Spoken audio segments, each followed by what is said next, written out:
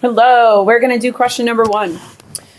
So we start off with assume that the United States is operating at full employment output and the government has a balanced budget. A drop in consumer confidence reduces consumption spending, causing the economy to enter a recession. So for step 1 here, it says using a correctly labeled graph with a Phillips curve or short-run Phillips curve, show the effect of the decrease in consumption spending. Label the initial position A and the new position B. So something we've talked about before is to really think about the information in the beginning of the FRQ. We have a full employment economy, and now we're going to go into a recession. So this part only wants the short run Phillips curve, and I know that you might want to draw the long run because of the preface, but we're only going to do what the question is asking us to do. So what we're looking to do here is to just show that shift.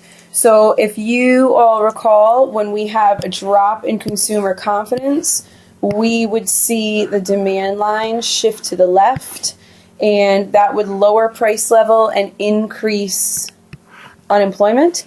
So if we think about what that looks like on the Phillips curve, we've got our inflation on the left, which we need to label, our unemployment on the x-axis, and we're just going to put an A somewhere, probably about midway, and then I'm just going to do an arrow, and point to that new position, which is going to be labeled B. So remember, when we shift left with aggregate demand, we're going to stay on the line and we're going to shift to the right. So a recession is always to the right on the Phillips curve, and then we see it's in the opposite direction over on the aggregate demand, aggregate supply. So now it's going to say what is the effect on the federal budget. So if you think about it, before they referenced having a balanced budget. So now there's a recession. When there's a recession, there's fewer people working. Therefore, they're qualifying for unemployment insurance. So that's one piece of spending where spending is going to increase. We also see that businesses are getting less revenue because the consumption spending has dropped. So that means your tax revenue is going to fall. And both of those things combined is going to send the federal budget into a deficit. And hopefully what I just explained is a good suffices for an explanation. So again, by entering a recession, there's more people unemployed, they're not spending money, the tax revenue is going to drop because businesses aren't earning as much money, and people will qualify for things like unemployment insurance. So both of those opposing forces, tax revenue and spending, are going to lead to a deficit. So you get 2 points for that. 1 for the explanation, 1 for the identification. You get 2 up here too. Assume that the current real gross domestic product falls short of full employment by $500 billion and the marginal propensity to consume is 0.8. I hope you realize exactly what we are going to have to do now.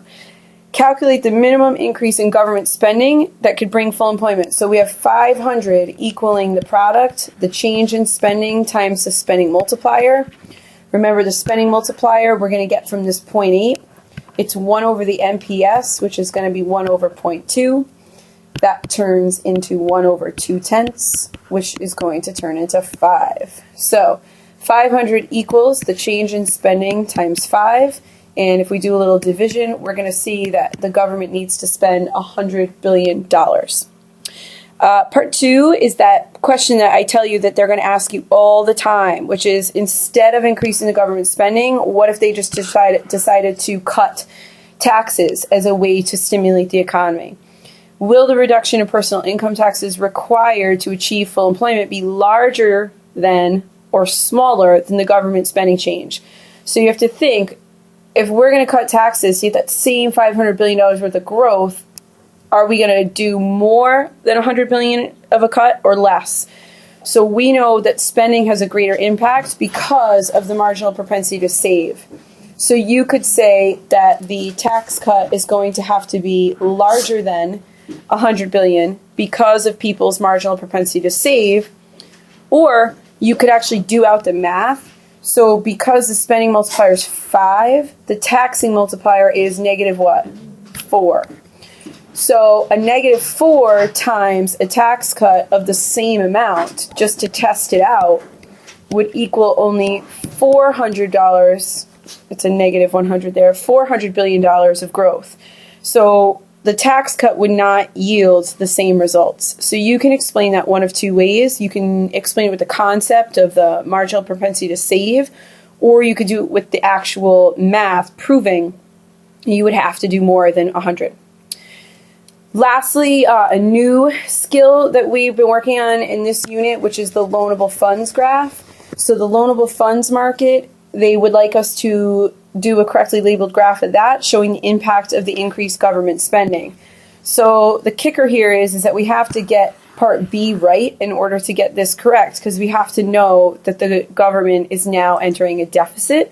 So therefore, if they're going to spend this money, they're going to have to borrow the money. So that's where the loanable funds comes into play.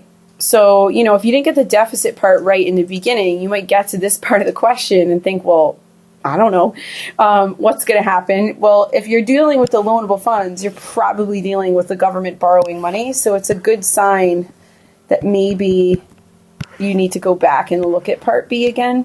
So do your demand for loanable funds, your supply of loanable funds, your quantity. Make sure you do all your labels, because they will not score it if you don't have the correct labels. And we've got the real interest rates on the axes. So we're going to shift the demand for loanable funds to the right. Draw your new labels, because again, we got to have those. I feel like you guys like to leave them off these days, so make sure that we're adding them.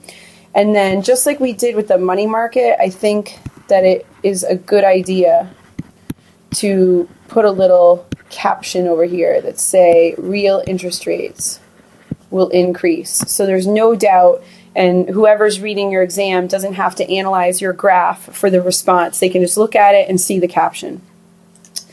Follow-up question to loanable funds is a typical follow-up question.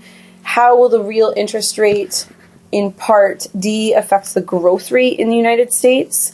So if you think about it, higher interest rates are going to discourage businesses to invest. Investment demand is going to decline.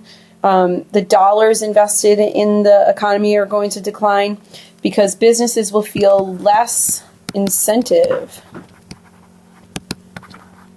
to invest in, and let's use a nice vocabulary word here, capital formation.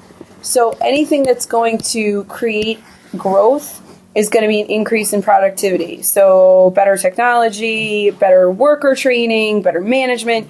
So capital formation could imply human capital, like your workers and your managers, or it could be your physical equipment.